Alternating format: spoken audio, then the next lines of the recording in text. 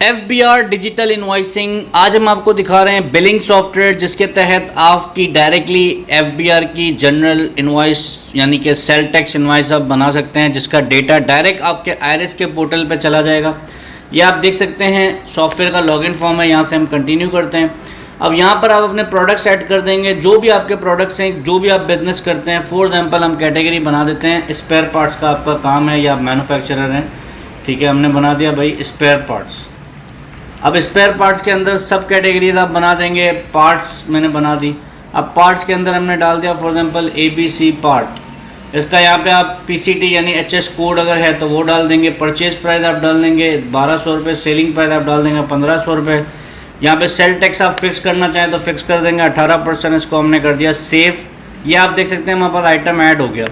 اسی طریقے سے آپ مینٹین میں آئیں گے، یہاں پہ کسٹمر ایڈ کریں گے.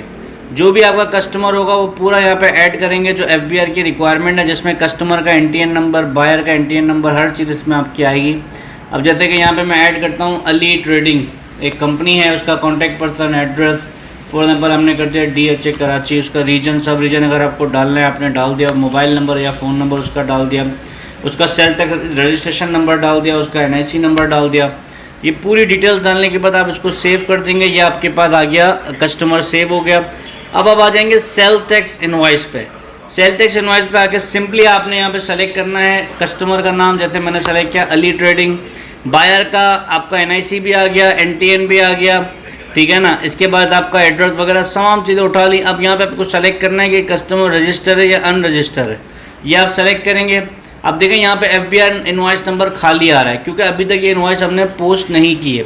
اب یہاں پہ آپ آئٹم سلیکٹ کریں گے. ہم نے سلیکٹ کیا اے بی سی پارٹ، ہم سیل کر رہے ہیں. ٹوٹل 5 کوانٹٹی 1500 روپے اس کی اماؤنٹ تھی. 7500 اس کی اماؤنٹ بن گئی. 18% جی ایس ٹی لگ گیا، یہ آپ دیکھ سکتے ہیں. انکلوڈنگ جی ایس ٹی بن گیا 1350 روپے، ٹھیک ہے.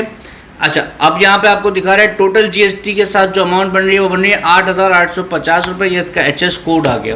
اس کو اگر میں پرنٹ کر کے دکھاؤں تو یہ میں یہاں سے پرنٹ کروں گا. ابھی دیکھیں یہاں پہ یہ پرنٹ ہو گئی. اوپر آپ کی کمپنی کا نام، N T N number, S T R N number, ٹھیک ہے نا. پوری آپ کی ڈیٹیل آ گئی، بیوٹیفل سی آپ کی انوائس آ گئی جو ایف بی آر کی ریکوائرمنٹ ہے.